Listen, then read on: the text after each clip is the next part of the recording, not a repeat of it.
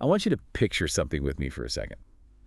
Imagine a world where you are standing in this barren, totally desolate wasteland. Okay. The ground is dry, the air is dead, but scattered all around you in this barren dirt are these massive, giant spherical plants. They're sort of akin to enormous cacti. Right. Highly prickly. Exactly, and threading through this very still, very quiet landscape are these bright neon green acceleration lanes. Like speed boosts from a video game. Yeah, exactly like that, just glowing on the ground. And zooming along those lanes, working in total harmony, are the characters Aaron and Armin from Attack on Titan. Which is such a specific, bizarre visual. It really is. And if you keep walking through this mental landscape, the wasteland suddenly vanishes. You abruptly find yourself backstage at a theater. Total scene change. Completely. Yeah. You're a rookie actor about to make your debut, but you're completely frozen. You're watching two absolute heavyweights violently fight for a role. And the actors are. The lead actor, who gave that chilling, incredibly technical performance as the Joker, and the slapstick comedian Mr. Bean. Wow. Okay, that is quite the matchup. Right.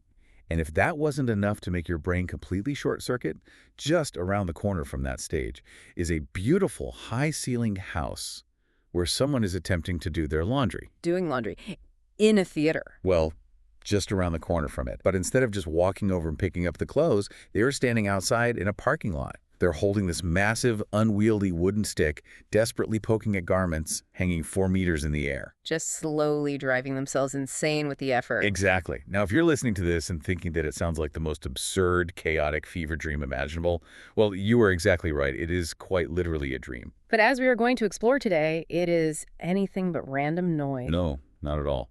We are taking a deep dive today into a highly detailed, multi-phase dream journal entry.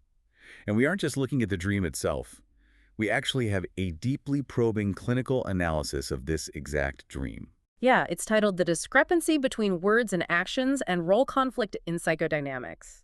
So our mission today is to unpack this surreal nocturnal adventure and discover what it tells us about a really universal human struggle. Right, that terrifying gap between knowing exactly what you should do and actually having the courage to execute it. It's a fascinating piece of source material, honestly. It really is. I mean, when we usually talk about dreams, there's this temptation to treat them either as, meaningless neural static, or we run to a pop culture dream dictionary. Oh yeah, where seeing a bird means you're going to come to some money or something. Exactly. But the clinical psychodynamic approach we're looking at today treats the unconscious mind entirely differently. Because psychodynamics is the study of the psychological forces underlying human behavior, right? Yeah, it focuses heavily on the interplay between our conscious desires and our unconscious anxieties. In this framework, a dream isn't just a random movie. It's more like a highly engineered, remarkably precise metaphorical landscape. Precisely. The subconscious is essentially a brilliant architect here. It's constructing these bizarre scenarios to safely process things like self-defense mechanisms, intellectual vanity, and the very real fear of failure that we suppress during our waking hours. Okay, let's unpack this opening scene, because what strikes me right away about this specific architectural layout is how aggressive it is. The wasteland. Yeah, the dreamer opens their eyes, and they are in this massive, desolate wasteland. But it's not empty. Growing everywhere are these enormous spherical plants covered in thorns. The ones they described as resembling giant cacti. Right. So looking at this through that psychodynamic lens, a wasteland usually implies some sort of emotional drought, right? Like a feeling of profound isolation or burnout. That's a highly accurate read of the underlying mechanics. But then you have these highly resilient, incredibly prickly plants surviving in the middle of it.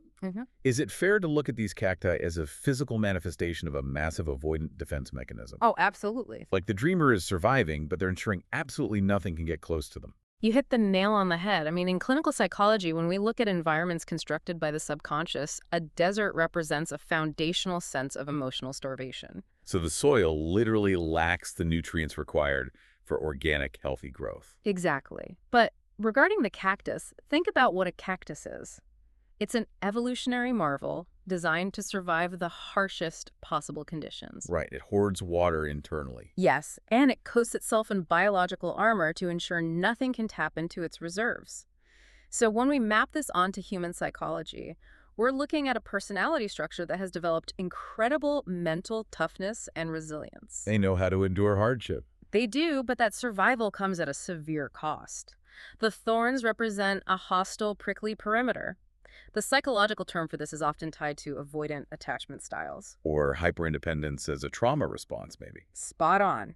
The dreamer is so deeply terrified of being drained, hurt, or disappointed by others that they have weaponized their own boundaries. They just push everyone away. Even the people who might actually want to bring water to their desert, they've convinced themselves that isolation is the only safe way to exist. But the subconscious throws a massive curveball into that imagery, which I just find so brilliant. Because the dreamer doesn't just see normal cacti. Right, the shape. Yeah, they specifically note that these thorny plants are perfectly spherical. They're shaped like giant balls. And the geometry of that shape seems to completely contradict the hostility of the thorns. It creates a profound cognitive dissonance. Because a sphere doesn't have any sharp angles, right? It's a continuous, unbroken loop. Doesn't that usually point to a desire for something completely different? It does. It shows exactly what the dreamer is experiencing in their waking life. In Jungian psychology, the sphere or the circle, often represented as the mandala, is the ultimate symbol of wholeness. Oh, wow. So completeness and harmony. Yes, domestic or communal harmony. A sphere represents a perfect, balanced connection where all points are equidistant from the center. It's the shape of a cohesive tribe, a warm family unit, or a deeply intimate partnership. So when the subconscious merges the sphere with the cactus, it's giving us a devastatingly clear picture of the dreamer's core internal conflict. Exactly. Deep down, at their absolute core, they possess a desperate, starving craving for connection, for teamwork, and for domestic warmth. They want the sphere. But their fear of vulnerability is so overpowering that they coat that deeply desired sphere in impenetrable spikes. It is the tragic paradox of wanting to be held, but wearing a suit of armor covered in barbed wire. It makes the very intimacy they crave physically impossible for anyone to provide. That is just such a heavy, agonizing way to live. And yet, sitting right in the middle of this stagnant, lonely desert are these bright green acceleration lanes. The video game speed boosts. Yeah. The dreamer says that if you step on a straight lane, you shoot forward at incredible speed, and if it's angled, it launches you into the air. It feels so jarring.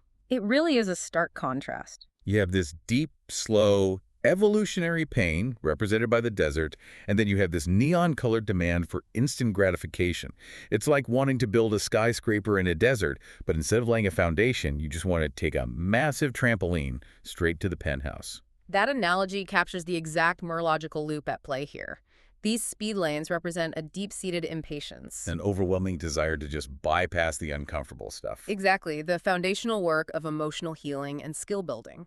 The brain is highly efficient, so when it's faced with a massive, painful task like cultivating a barren wasteland and dismantling defensive thorns, it naturally seeks out dopamine-driven shortcuts. So these acceleration lanes are the psychological equivalent of trying to life hack your way out of depression or isolation. Precisely. The dreamer wants a magic bullet. They want to step onto a glowing pad and be instantly launched out of their current misery and straight to the peak of success or emotional fulfillment. But the clinical reality is that you cannot speedrun foundational development. You simply can't. Which brings us to the two figures who are actually using these speed lanes in the dream. We have Eren Yeager and Armin from the anime Attack on Titan. Right, and they play very specific psychological roles here. Yeah, the way these two function perfectly encapsulates this desire for a shortcut. Eren is essentially the walking embodiment of pure, unfiltered, forward-driving emotional will. He is raw momentum and instinct. And Armin. Armin, conversely, is the highly rational, strategic, analytical intellect. And in this opening scene, the dreamer notes that they are working together in perfect harmony, zooming along these green lanes. Which is very telling. I mean, my first instinct when reading that was, oh, great, the intellect and the willpower are aligned, the brain and the gut are working together. But considering the environment they are in, does that mean the dreamer is actually in a good mental state right now? It's an illusion of balance, unfortunately. Oh, really? Yeah. It is highly common for highly intelligent, driven people to mistake momentum for progress. Yes, right now, the dreamer's intellect, their Armin, and their raw ambition, their Eren, are in total agreement. They both just want to escape the desert. Exactly, and they both agree that using the speed lanes is the fastest way to do it. The intellect is calculating the trajectory, and the will is providing the forward thrust. So what's the problem? We have to look at the physics of the environment. They are accelerating over a completely unstable foundation. The dreamer hasn't resolved their prickly defense mechanisms. Right, they haven't learned how to connect with others without the thorns. They are simply trying to speed past their trauma. In psychodynamics, we see this often when someone throws themselves entirely into their career to avoid dealing with a crumbling personal life. They achieve massive velocity. Yes, but because they haven't laid down a safe, solid track to support that speed, a catastrophic crash becomes biologically and psychologically inevitable. You cannot build a skyscraper on shifting sand, no matter how fast you construct the upper floors. Well said. And that exhaustion, that desperate, frantic attempt to just speed-run life and ignore the foundational cracks, feels like the exact trigger for the next massive shift in the dream. The transition to the theater. Yeah, the environment completely changes. The desert and the speed lanes just vanish. We're suddenly plunged into this incredibly chaotic, claustrophobic backstage area of a theater. A very high-pressure environment. Definitely. The dreamer finds themselves cast as a rookie actor about to make their debut. But instead of focusing on their own lines, they are mesmerized by an audition happening right in front of them. The battle of the heavyweights. It's a battle between two wildly different performers. You've got the actor who played the Joker, known for his intense, meticulous, heavily constructed technique. And his opponent? Mr. Bean, the embodiment of completely unregulated natural slapstick instinct. Such a fascinating dichotomy. It really is. Looking at the Joker's calculated brilliance versus Mr. Bean's chaotic impulse, it feels like a battle between the face we painstakingly construct for our boss and the raw, unfiltered face we show when we are completely alone. Is that what the subconscious is staging here? Precisely. We're moving from the landscape of internal defense mechanisms into the arena of social performance. The psychodynamic framework relies heavily on Carl Jung's concepts of the persona and the shadow. Okay, the persona and the shadow. Yes, and this scene is a flawless textbook representation of those two forces colliding. Let's break down the evolutionary psychology of the persona first. Humans are hypersocial primates. Right, historically, being exiled from the tribe meant certain death. Exactly. Therefore, our brains evolved to be highly attuned to social expectations. The persona is the psychological mask we construct to navigate those expectations safely. So it's the highly polished, tightly controlled version of ourselves that we present to the world. Yes, to gain approval, secure employment, and avoid conflict. In this dream, the Joker actor represents the ultimate extreme manifestation of the persona. That makes total sense. Think about what goes into a performance of that caliber. Supreme self-control. Exhaustive observation of human behavior, the ability to calculate every single microexpression to project a specific aura. It is technical mastery over one's external image. It is the ultimate mask. But wait, I am still struggling with the opponent the brain chose. I get the Joker as a calculated technical persona, but Mr. Bean. It throws people off, understandably. You're telling me the subconscious chose a guy who famously gets a giant Thanksgiving turkey stuck on his head to represent our deepest, darkest psychological shadow. It just seems so inherently goofy to be the antagonist here. It seems counterintuitive until we strip away the comedic context. We need to look at the actual mechanics of how Mr. Bean moves through the world. Okay, how so? Jung's concept of the shadow doesn't just mean evil or malicious. The shadow encompasses all the unrepressed, uncivilized, unadapted parts of our personality that society tells us are unacceptable. So it's like the infant mind. Exactly. Pure, unregulated desire without any social restraint or empathy. Look at how Mr. Bean operates. He doesn't negotiate. He doesn't use language to find compromises. He operates entirely on instinct and impulse. If he wants the chair you are sitting in, he doesn't ask politely. He simply finds a devious, chaotic way to take it. He is incredibly selfish, entirely id-driven, and completely oblivious to the social discomfort he causes others. He doesn't use technique at all. He just exists in a state of raw, unpolished nature. And here is the crucial diagnostic insight from this section of the clinical report. The dreamer notes that they find themselves admiring Mr. Bean more than the Joker. Wait, really? They admire the chaotic guy more? Yes. Oh, wow. Okay. I guess because maintaining that Joker mask, being perfectly polite, highly competent, suppressing your annoyance when a client asks a ridiculous question. Making sure your tone of voice is perfectly modulated for 8 hours a day in the office. Yeah. It requires a staggering amount of neurological energy. The dreamer is essentially looking at Mr. Bean and thinking, my God, it must be so relaxing to just not care. To just act exactly how you feel in the moment. without having to run it through 14 different social filters first. That relates so much to workplace exhaustion, honestly. Exactly. The admiration for Mr. Bean is a symptom of profound psychological burnout. The dreamer is entirely exhausted by the technical effort required to maintain their social persona. The energy it takes to constantly curate their image is just draining them dry. They are desperate to just let their unfiltered, slightly chaotic, selfish, true self out into the world. But we have to view this internal battle within the context of the setting. Right, they're standing in a chaotic backstage area, They are constantly bumping into busy staff, feeling completely overwhelmed and directionless. The backstage represents the reality of their waking life surrounded by complex social dynamics. and competing demands and the immense pressure to debut or prove themselves to society. So the dreamer is caught in this massive psychological vice grip. They can either continue to burn thousands of calories a day, maintaining this flawless technical Joker mask while navigating this chaotic backstage. Which is slowly killing them with exhaustion. Right.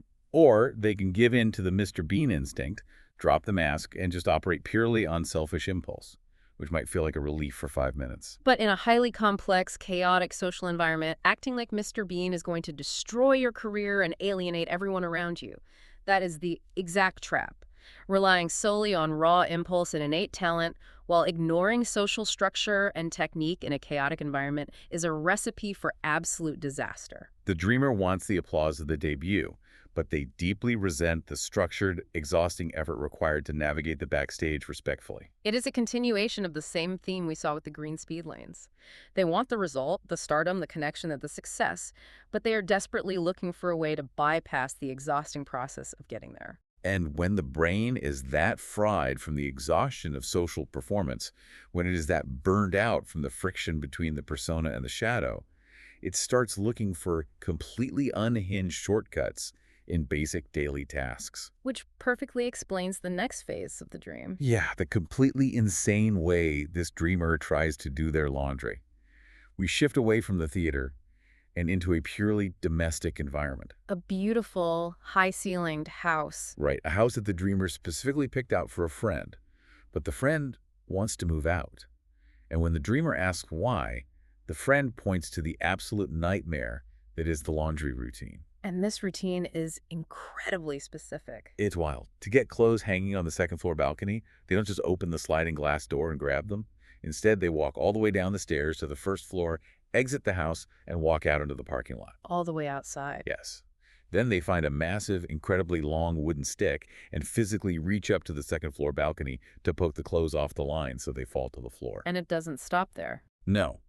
Inside the house, the living room has an astronomically high ceiling, like 2 to 4 meters high, where more clothes are hung.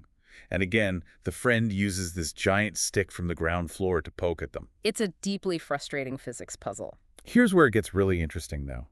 In clinical analysis, the mechanics of this laundry routine reveal one of the most insidious defense mechanisms the human brain has ever invented. Yes, the clinical report focuses intensely on this specific mechanical process because it so vividly illustrates the concept of intellectualization. Okay, so let's establish the baseline symbolism here. In psychodynamic dream analysis, doing laundry is almost universally recognized as a purification ritual, right? Exactly. It represents the psychological effort to wash away stress, guilt, toxic habits, or emotional dirt. And taking the laundry in signifies successful problem solving. Yes, integrating those clean, resolved feelings back into your life. The underlying goal of the subconscious here is highly positive. It wants to clean up its emotional mess. But the method is utterly dysfunctional. If the high ceiling means high intelligence, why is the subconscious showing them solving problems in the dumbest, most energy-wasting way possible? Well, let's look at the architecture. The report notes that the ceiling often represents the limits of the dreamer's mental capacity or intellect. A high ceiling indicates a highly intelligent mind. Someone with a broad perspective and strong analytical capabilities. Right. But the report specifically calls out the blowout extreme height of this ceiling. It's 2 to 4 meters high. So it's so high that it has ceased to be a beautiful architectural feature and has become a massive functional hindrance. Precisely. It indicates that the dreamer's intellect has expanded to a point where they are operating way beyond their practical, grounded capacity. They are living entirely in the abstract. They are over-intellectualizing their life to an extreme degree. So much so that their intelligence is no longer a tool for solving problems. It has become the very thing preventing the solutions. And this is where we see the clinical definition of intellectualization as a defense mechanism, first heavily explored by Anna Freud. Intellectualization. Yes. It's a subconscious strategy where a person uses complex, abstract reasoning to avoid feeling raw, uncomfortable emotions. Instead of experiencing a feeling, they think about the feeling. Okay, let me make sure I'm grasping the mechanics of this. Yeah. It's like when you have a massively difficult conversation you need to have with a colleague or a partner. Right. The direct, emotionally vulnerable action is just to sit down in the room with them and say, hey, I am hurt, and we need to talk. But instead of doing that, You spend 3 weeks writing 14 different drafts of an email you never send. You analyze every possible reaction they might have based on their childhood trauma. You read 5 different psychology articles about conflict resolution. exactly. You are expending massive amounts of mental energy, but you haven't actually engaged with the person or the problem. That is a flawless, real-world translation of exactly what the dreamer is doing with that wooden stick. The stick is the physical manifestation of intellectualization. Wow. Look at the physical geometry of the scene. The problems, the laundry, are completely visible. They are hung up high, so the dreamer can see exactly what needs to be resolved. But instead of walking upstairs, opening the balcony door, and grabbing the laundry with their own 2 hands. Which represents facing the problem directly, intimately, and with emotional vulnerability. Right. They create a massive physical buffer. They walk all the way down to the parking lot and use a stick. The stick creates a safe distance. It allows the dreamer to prod at their issues from afar. They analyze their trauma, they critique their own behavior, they read the self-help books, essentially poking their problems from a safe, detached distance. But they flat out refuse to get their hands dirty. They refuse to close the distance and actually pull the problem into their direct emotional reality. And what makes this defense mechanism so incredibly dangerous is the illusion of progress. Because when you are swinging a massive 4-meter stick from a parking lot to not close off a balcony, you are sweating. You are exhausted. You feel like you are working incredibly hard. Yeah, you can tell yourself, look at all this effort I am putting into fixing my life. But the reality is that the method is so convoluted and indirect that it is draining all of your vital energy without producing any meaningful results. Yeah. It's like a Rube Goldberg machine of emotional processing. That is the tragic irony of intellectual avoidance. The dreamer is exhausting their psychological reserves trying to treat the symptoms of their life from a distance. They are substituting intellectual analysis for practical action. And you cannot think your way out of a problem that requires you to act your way out. No, you can't. And this massive daily drain on their vital energy inevitably leads to a state of profound psychological collapse. The brain simply cannot sustain that level of inefficient emotional processing. Which forces the dream to shift again. We move out of the beautiful high-ceilinged house and plunge directly into the darkest, most concerning imagery of the entire journal entry. The new real estate. Yeah. The friend, utterly exhausted by the madness of the laundry stick, decides they're moving out. The dreamer desperately tries to intervene, saying, isn't this house I picked for you good enough? But the friend ignores them. Completely. Hmm. And leads the dreamer to the new location. And the visual shift here is absolutely staggering. We go from high ceilings and balconies to a space situated underneath a massive, heavy, concrete train overpass. A very grim setting. It's partially sunken underground. The dreamer specifically notes the sensory details. It is incredibly damp, it is dark, and the overall atmosphere is overwhelmingly gloomy. The lighting is terrible. Even the dreamer's reaction. The dreamer tries to warn the friend, saying, the lighting is bad, you shouldn't do this. But the friend simply looks at them, says, I can't stop now, and coldly continues packing their bags. The clinical implications of this architectural shift cannot be overstated. In psychodynamics, the environments we construct in our dreams are direct reflections of our internal state. So moving underground. Yes. Moving from a high, elevated, well-lit space into a damp, dark, underground concrete environment is the classic textbook representation of psychological regression. The concrete overpass must represent some kind of pressure then. It represents a crushing, inescapable weight pressing down on the psyche. The fact that it is sunken underground signifies a descent away from the conscious waking world and down into the deepest, darkest abyss of the unconscious mind. And the dampness and terrible lighting. They imply emotional stagnation and a complete lack of vitality. In clinical terms, this new house is the visual architecture of severe clinical depression, a total loss of emotional regulation, and a steep decline in mental resilience. So the friend moving into this basement isn't just a quirky subplot. Hmm. The dreamer is literally watching their own mind pack its bags and voluntarily move into a deep, dark depression. And the dreamer is standing there, completely aware of how bad it is. They're saying, don't do this, the lighting is bad, this is unhealthy. But the friend just replies, I can't stop now. It is deeply tragic. That captures the absolute horror of a self-destructive spiral. And the cognitive dissonance of knowing exactly how bad a choice is. Knowing that you are isolating yourself, knowing that you are letting your anxiety win, but feeling completely powerless to hit the brakes. You are just watching yourself sink. Yes. The phrase, I can't stop now, represents a terrifying psychological surrender. The dreamer has exhausted all their energy swinging that intellectual stick, and now they simply do not have the strength left to fight the descent. So what happens next? The subconscious is not content to just let the dreamer watch this happen passively. The anxiety of this descent forces the ultimate confrontation. The dialogue here is incredible. The friend, standing in this damp, depressing underground space, turns to the dreamer and delivers what is arguably the most brutal line of the entire dream. They say, you say grand things. I've made it this far, but if you can say all that, why don't you execute it yourself? Ouch. And the dreamer, completely stripped of their high-minded intellectual defenses, meekly replies, I am good at advising, but I am bad at executing. Wow. I am good at advising, but I am bad at executing. That is just devastatingly honest. It is the title of the clinical report brought to life, the discrepancy between words and actions. It really is. And how completely universal is that exact feeling? Yeah. How many of us give absolutely brilliant, incisive, life-changing advice to our friends? We can look at their careers, their toxic relationships, their financial habits, and we can map out a perfect, flawless plan for how they can fix their lives. Oh, it's so easy to do for someone else. But when it comes to taking that exact same advice and applying it to our own messy, vulnerable reality, we're entirely paralyzed.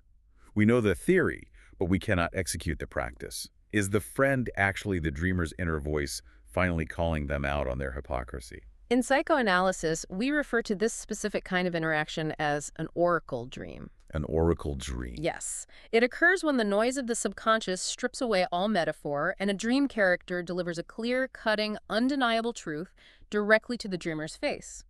It is essentially the subconscious staging a brutal, last-ditch intervention. So the subconscious is holding up a mirror. And forcing the dreamer to confront their advisor persona. Remember the high ceiling in the previous scene? The dreamer loves to sit on the high ground using their massive intellect to diagnose everyone else's issues. They even picked out the original house for the friend.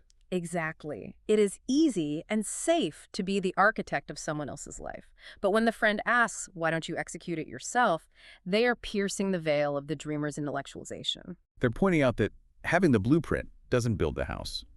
The dreamer is terrified of the vulnerability, the potential for failure, and the sheer, unglamorous effort required to take real-world action. So they hide behind their intelligence. The friend is essentially saying, your grand theories and your perfect advice mean absolutely nothing down here in the dark. The intellect has finally been exposed not as a tool for progress, but as a sophisticated shield against reality. And the dreamer's admission, I'm good at advising, but bad at executing, is the first moment of true vulnerability in the entire dream. It is a critical turning point. They aren't hiding behind cacti thorns. They aren't using a massive stick. They are just admitting their fundamental flaw. And while that admission is a necessary step for healing, the clinical report issues a very stark warning based on this exchange. Acknowledging the problem is not the same as fixing it. Right, you still have to do the work. If the dreamer does not actively work to bridge this massive gap, if they do not start aligning their physical actions with their intellectual words, their mental state won't just visit that damp, concrete basement occasionally.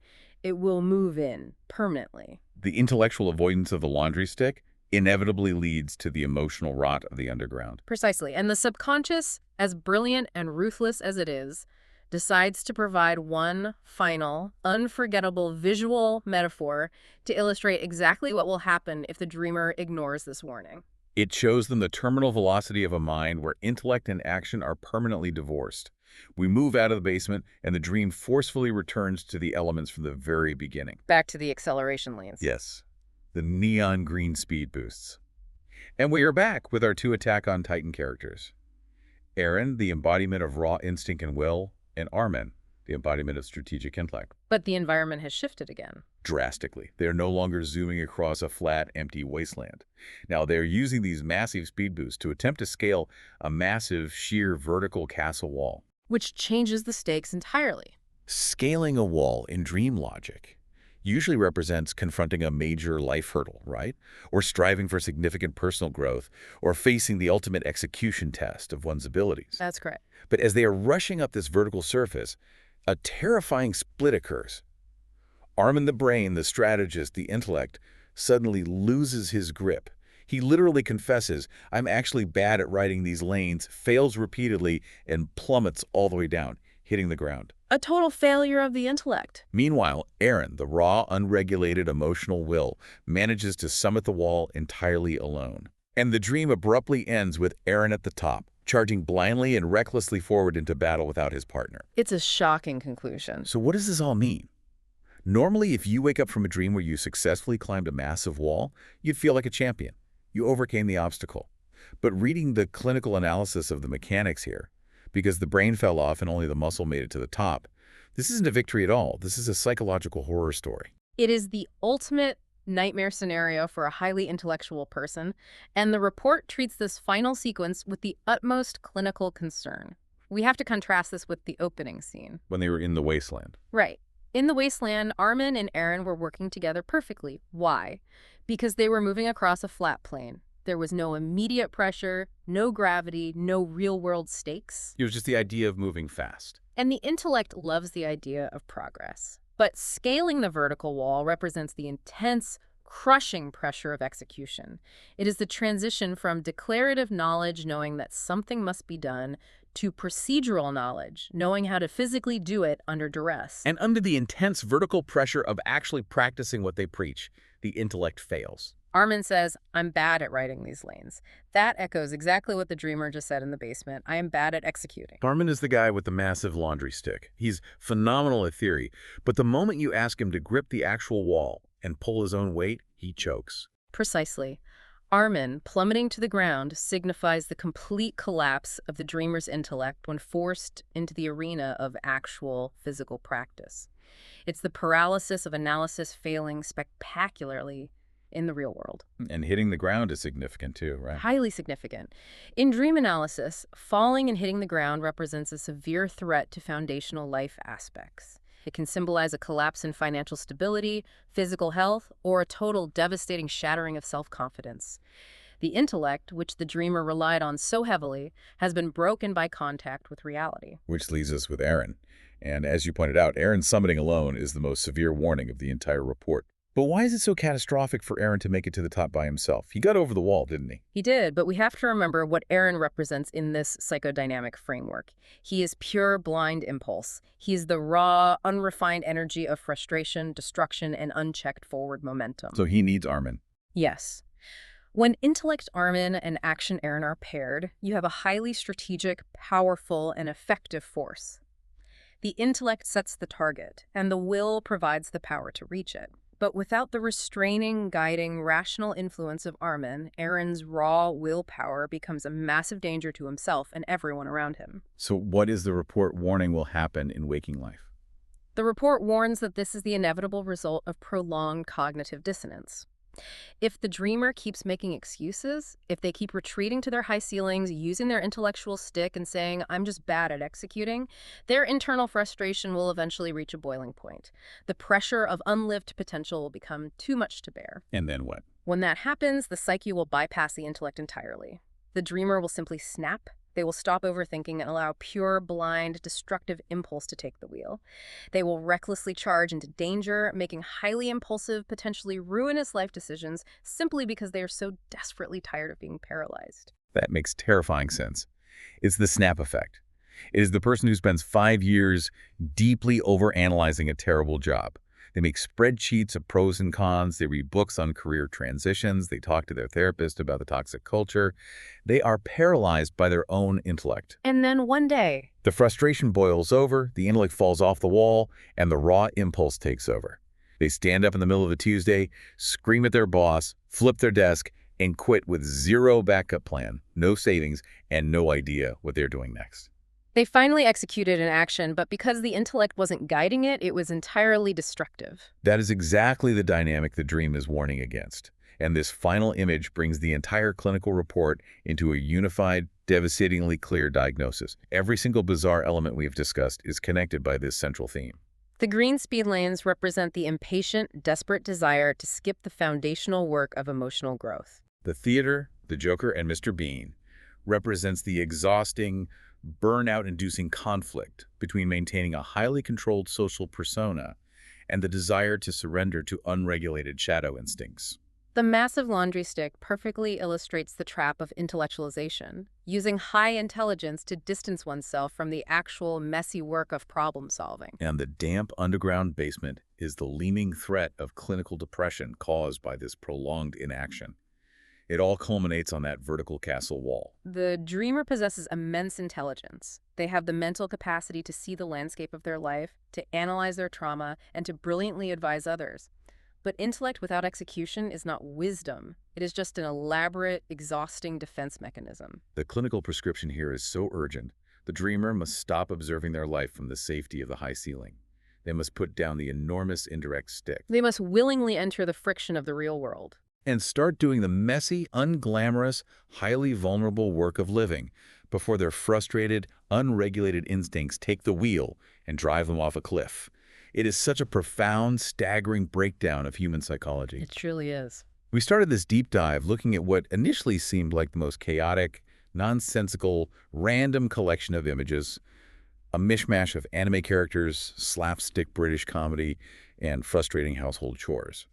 But through the meticulous lens of this clinical analysis, we've seen that it is actually a hyper-articulate, desperately urgent message from my mind that is crying out for balance. It's a story about the profound danger of being entirely too smart for your own good. It serves as a powerful reminder that knowledge is only truly valuable when it is physically applied.